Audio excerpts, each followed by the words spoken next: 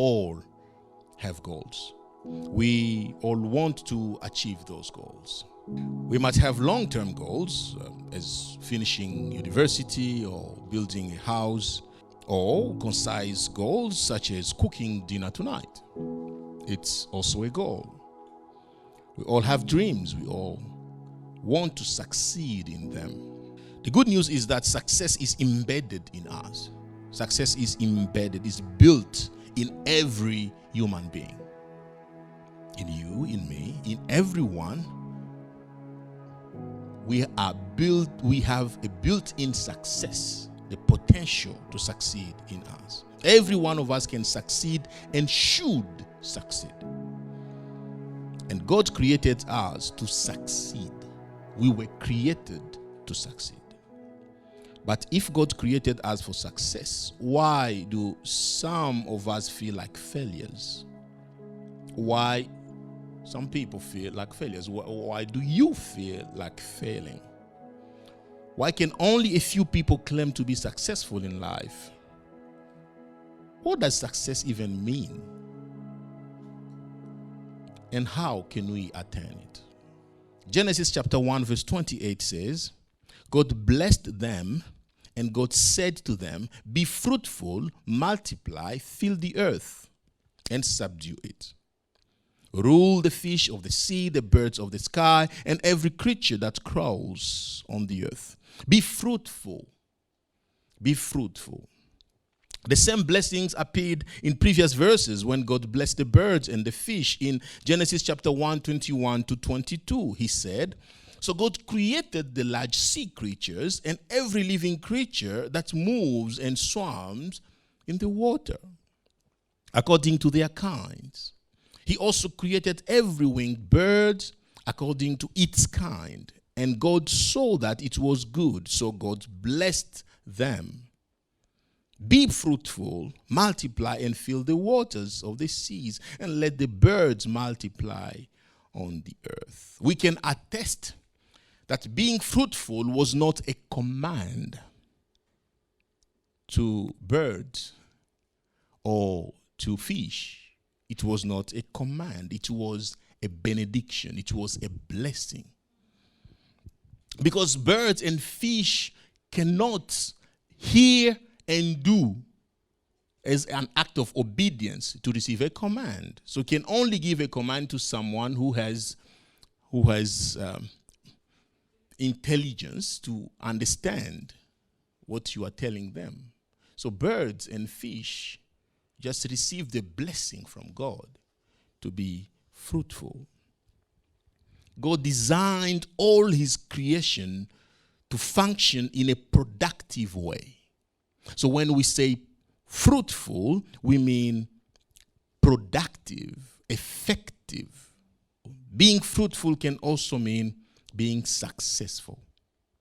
So God blessed creation with the ability to be successful. It is embedded in every human being and every creature out there to be successful. When we are operating or functioning in the way we were designed to operate, we are being successful. So I'm not here to preach about money and fame. I'm here to speak about success as God intended it to be. God blessed creation with the ability to succeed. That's why we can define success as the fulfillment of purpose. You are successful as you are fulfilling your purpose, if you fulfill your purpose. Miles Monroe said it better. He said it better. Life is designed for your success. God is more committed to your success than you are, because your success is more important to God than to you. Your success is more important to your Creator. Success is important to every manufacturer. Success is built into the product. Every manufacturer build their product with the ability to succeed. God built you with the ability to succeed. Most of you are using iPhones. I brought one here. When you buy an iPhone, you will realize that your iPhone has a symbol of Apple on it. When you open it, it's got an apple. Apple is a company that builds iPhones. So every iPhone comes with an apple on it. A symbol of where it came from. It was put there by who? The manufacturer. The person or the company that built Apple put their iPhone, put their logo there so that you know it came from them. They made sure before they put this logo here, everything was tested inside this phone. Everything was tested before they put their name on it. They made sure it's working for the purpose it was created for. They made sure everything was built for its success. And everything that it needed to be successful was put into it. Everything that required this phone to work properly was put inside. The company put your phone in a box. After that, they put it in a box. They put it in a box. They don't send it to you naked. They dress it. They dress it in a box. And inside that box, they added a booklet. It comes with a booklet. These days, they give us some papers inside. You see some booklets, some papers, and there are important information on those papers. It comes with a manual. A manual contains instructions or information about the product from the manufacturer. You don't write your own manual about the product you buy. I don't buy a phone and then start to write down, this is how it works. No, it's not. They don't ask you how it works. They tell you how it works. They send a manual so that you can read it. And then it says, before operating this product, read me thoroughly. Do you? Do you really read all this information? But that's what they say. That's what they say. Before operating me, read me carefully and entirely.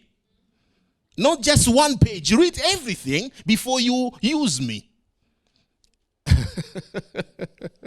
I wonder how many people read manuals entirely. Manuals. So without reading the manual, you won't know the manufacturer's mind. You won't know what the manufacturer intended this thing to do. You will have ideas about it. Some people have told you how it works. Some people, maybe you've used one before, but without reading, you won't really understand all the new features and everything the manufacturer has put in it. So you may use it under capacity, or you may abuse it because you did not read the manual. It describes the purpose of the product. It also contains promises and laws. The manual. It comes with promises and laws. In the manual, the manufacturer gives you promises about the fantastic stuff, the fantastic things that the product was built to do. If you put it this way, you'll take a video, and that way you'll take a photo, and this way you'll take a long shot, and this way a close shot, and you will send a message, and you can send images, and you can send. It tells you all the wonderful things that an iPhone can do. You can change colors. Even if you still forgot to do your makeup, you can fix it with your iPhone. And when you look at it, you say, wow, this is what I was looking for all these years. Okay. Yeah, we call them filters. The manual says that. It's got filters. God have mercy. The manufacturer tells you about the product capacity capacity, and if you don't follow those instructions, it won't work to its full capacity, its total capacity. He writes all things you should do and what you should not do. It tells you everything about the product. So we have promises and laws, what to do and what not to do. So in the box, the manufacturer adds something. It's always there. If you check every new product you buy, it comes with another paper. They add another paper in the box. They call it guarantee and warranty of the product. The warranty says if you follow the book's instructions, we guarantee that this product is fully protected. And if you find any issue with the product, do not attempt to fix it yourself. If you find any issue with the product, only submit it to an authorized dealer. Do you remember that? Or you tried to fix it yesterday. Do not attempt to fix it yourself. Doesn't matter how smart you are, they say take it to an authorized dealer. Because if you attempt to do it, you will lose your warranty. Do you know that? If you open it yourself, you have to take it to an authorized dealer. Why? Why authorized dealers? Because authorized dealers, they are certified. They are certified by the company. They are trusted by the company that they have the best interest of the company. And they know how to fix that thing. Not you, not me. Those certified dealers. Okay. The book says, if the product is faulty, put it back in the box. If the certified dealer doesn't succeed, we understand it might happen. Put it back in the box. Send it back to us. We'll repair it at our own expenses. Oh, they're so nice, these people. Okay? If necessary, we'll replace it with a new one at our cost.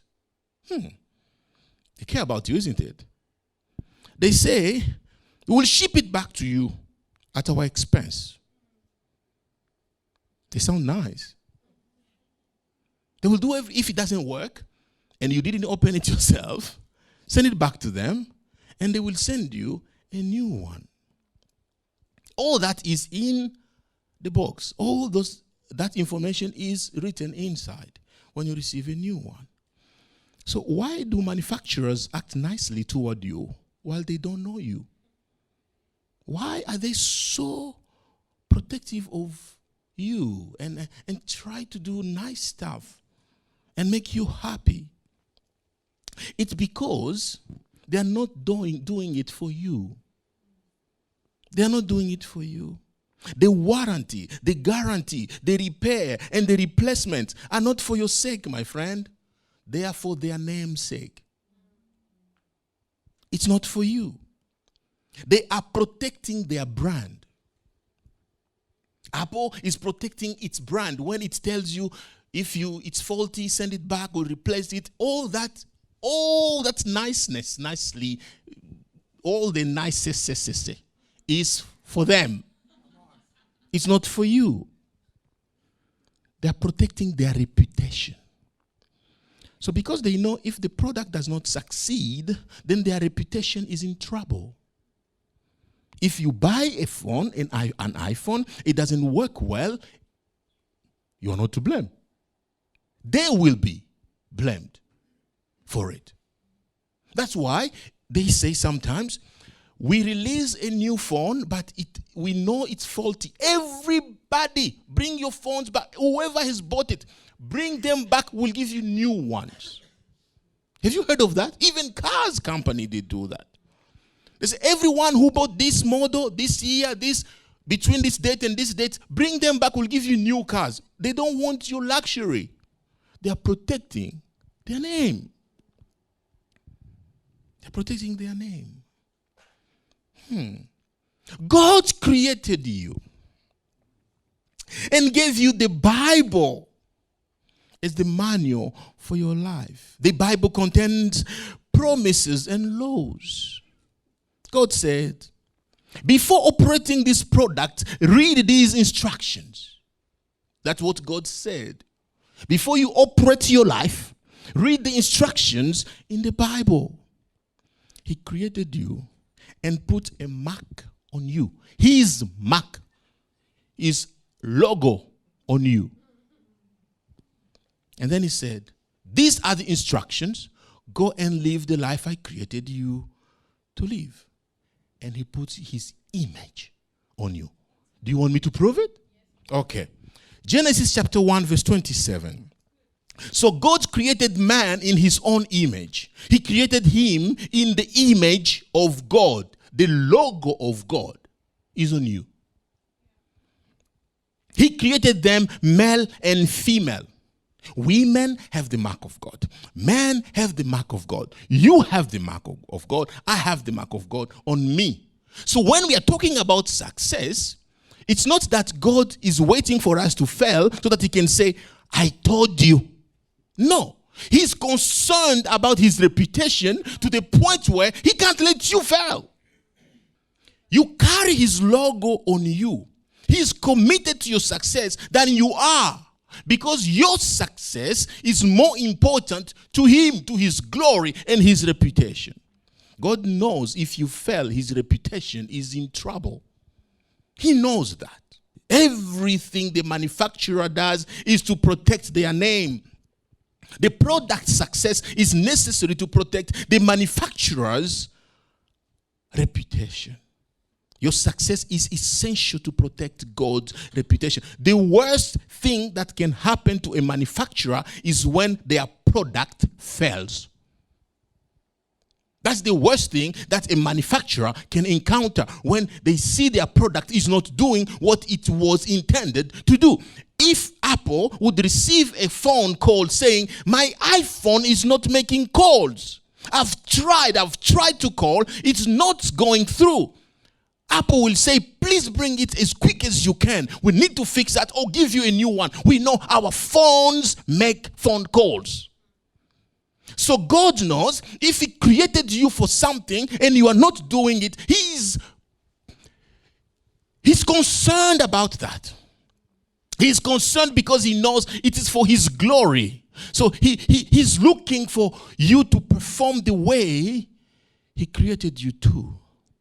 He wants you to succeed. God wants you to be successful. Don't think success is for those people. Success is for you and for me. Some people talk about it more, or some people twist it.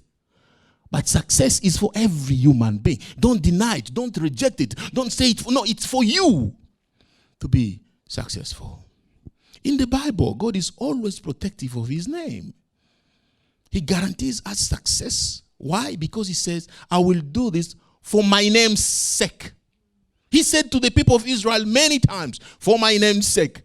You sin, you go away, I will come to catch you and bring you back to me for my name's sake. Even when you don't listen to me, I will come back and restore you for what? My name's sake. He knew if the people of Israel fell, if his people fell, his name, his reputation will be in trouble. If you fell as a child of God, his reputation will be in trouble. So he's after you. He wants to make sure, he wants to guarantee you succeed. The issue is that we measure success by how much affluence or influence we are making. Affluence is how much money we make. Influence is how many people listen to us, or how many people are being affected by our businesses or whatever we do. That is what we call influence. So we check our bank account, or we check our social media followers. We say, I'm successful. Today, we know someone with 1 million followers on social media, they are successful. Someone with a business that is bringing in 100,000 per day, those people are successful. Who told you? True success is measured by how much you have done compared to what you were born to do. Not what other people are doing, not what your friend is doing, not what your twin brother or twin sister is doing, not what your mother or your father. Success is measured compared to you, to yourself. Not everybody was created to make millions or lead nations. Everyone was created for a purpose. If you were created by a farmer to be a farmer, if you're created to be a farmer and you are trying to chase a political career, you are wasting your life. You are wasting your life. Some people were called to be stay-at-home mothers, and it's okay. Others were called to be teachers. Others were called to write books. You are not on earth by chance. You are here for something. You have a purpose, and your life is meaningful to your manufacturer. Don't care about the people around you. Look, iPhone should not care about what Samsung is doing. I'm talking about iPhone, not Apple, not the company. The phone. The phone does not need to care about what a Samsung phone is doing. You know why? Because it doesn't really matter. If it's doing what the manufacturer created it for, it's successful. Compared to the manufacturer intention, it's successful. True success is measured compared to yourself. What you were born to do and what you are doing. You can only be successful compared to you, to yourself. Am I making sense? So you will know if you are successful compared to what you were supposed to be doing that you are not doing, or you are doing. That's where you will know you're successful or not. Not what other people are doing, and you compare yourself to their businesses. You compare yourself. No one was created to do what another person is doing. We discourage ourselves when we do that. When we try to compare ourselves. So you can only be successful when you do what you were born to do. Okay, that sounds good. But the warranty says again, I go back to my Apple thing. The warranty says, if you follow the instructions in this book, we guarantee you that this product is fully protected. And if you find any issue with the product, do not attempt to fix it yourself. I know I am repeating this. Submit it only to an authorized dealer. The Bible is your instruction book. The authorized dealer is Jesus Christ. Alone. Alone. Only Jesus can fix you. Only Jesus can fix your life. Atheism, agnosticism, humanism, relativism, and all other religions or beliefs cannot heal your heart. Jesus Christ is the only authorized dealer sent by God for humanity. And the issue is we go to self-proclaimed dealers to fix us. And when they fail, we blame God. No, it's not God's fault. God did not send them. And sometimes we try to fix ourselves. I'm not against self-help. I'm not against that. But when it comes to salvation, you can't save yourself. You can't save yourself. People have tried for years, they've failed. Salvation comes from Jesus alone. Unauthorized dealer. Do you know yourself you are an unauthorized dealer? Don't try to fix yourself. iPhone does not fix itself. Don't try to fix yourself. Jesus can fix you. He can. He says this in Joshua chapter 1 verse 8. Study this book of instruction continually. Meditate on it day and night so you will be sure to obey everything written in it. Only then you will prosper and succeed in all you do. We're talking about success, isn't it? Are you still with me? Study this book of instruction continually. We are talking about instructions, this manual that God has given you. Meditate on it day and night. And then do all that it's written in it, and then you will succeed. there are a few things we need to consider here.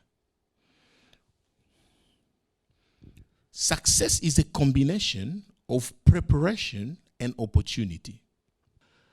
Preparation and opportunity. Preparation is what you do. Opportunity is what God does. You can do everything to open doors for you. You don't. You can't. God opens doors. We step in. What we do is to prepare for those doors to open, for when the door will open. It's God who gives opportunities. Because he knows we can have the same talent, the same skills, but he will open different opportunities because your purposes are different. So he opens different opportunities to different people because he wants to lead people where he wants them to go. That's why God led me here. I have my friends who have churches in Sydney, in America. God led me. Opportunities led me here. Because that's my purpose. If I compare myself to a pastor who is in New Zealand, I'm just destroying my soul. Opportunities come from God. If I don't appreciate my opportunities, I'm living somebody else's life. This is mine. I have to enjoy it fully. So you need to start learning to understand opportunities that God has opened before you. Where you are, the job you have, the family you have, the wife you have. God brought you together. Somehow you found that husband because God connected you. Opportunities come from God. Keep complaining about your husband. Keep doing it. You know what you are doing? You are living somebody else's life. Come back to your life and enjoy that husband. Come back to you.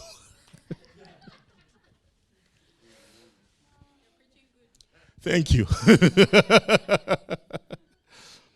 Every time we complain about the things God has given us, brought to us, we complain about opportunities that should lead us to fulfilling our purpose. We should be able to open our eyes and see opportunities. Even when we don't understand it, even when it hurts, it's your opportunity. When you try to be someone else, you miss opportunities. And therefore, you miss fulfilling your purpose. All the mistakes I've made, all the pain I've gone through, they are my opportunities to get where I am today. Your pain, your mistakes are your opportunities to get you where God is leading you in life. Embrace it. How do we prepare for opportunities? The glue that connects preparation to opportunity is consistency. Consistency. That's why the passage says, read this book, study this book continually. Why not just once? God wants consistency. Then it says, day and night meditate upon it. Stay with me. It doesn't say day and night read it. Read it continually, but meditate upon it day and night. You don't have to read it day and night. Everybody's consistency is different. I may read it every morning. Someone may read it every afternoon. You may read it every evening. Sometimes you may miss a day or two. But meditating upon it should be day and night. You should be consistent in meditating upon it. Even when you miss to read it, you should continue to meditate upon it. Why that? When you meditate upon it, you understand your purpose. When you meditate upon it, you understand why you are here. You understand why you were created. You align your desires to God's desires, to the manufacturer's desires. You align yourself. Then consistently you do what you were created to do. Consistently. Day and night you meditate. Day and night you apply. That's what it says. You apply. It says there in the scripture. And then success will come. when you meditate day and night and apply what you have meditated, success will come. Consistency is the key to success. You tried twice, it didn't work, you left. Tried 3 months, it didn't work, you left. You're missing opportunities. Consistency, stay there, keep doing it, and keep doing it, and keep doing it, and keep doing it day and night. It says, the Bible says, Ecclesiastes 11:6, it says, in the morning sow your seed, and in evening do not let your hand rest. What are you doing? Consistently doing something. Because you don't know which will succeed, whether one or the other, or both, or if both of them will be equally good. Consistent in what you are doing will bring success. You don't know which one will succeed, meaning you don't know when the right opportunity will come. You don't know. Keep doing what you've been called to do. If it's business, be consistent. Do not compare yourself to anyone. Be consistent. If it's work, be consistent. Every morning you go there, every afternoon, do it consistently. Whatever you are doing, be consistent at it. And this is the issue with most people. Inconsistency. Inconsistency. You try today, you stop, and then you try again, and then you stop, and then you try again. Ask every successful person you know. Every successful person you know on earth. They will tell you they were consistent. They kept trying. They kept trying and kept trying, and it worked one day. Why? Opportunity met preparation. How consistent, my friend, are you in the things you are doing in your life? How consistent are you? There are people I know, if I come to church, they will be there. I just know. And if they are not there, I know they are not there because they've informed us they are not going to be there. And there are people you can never rely on them because you never know when they will show up. And I'm saying that as a pastor. Very inconsistent. As a community, we can't rely on you. God will reward your consistency, not your result. Did you know that?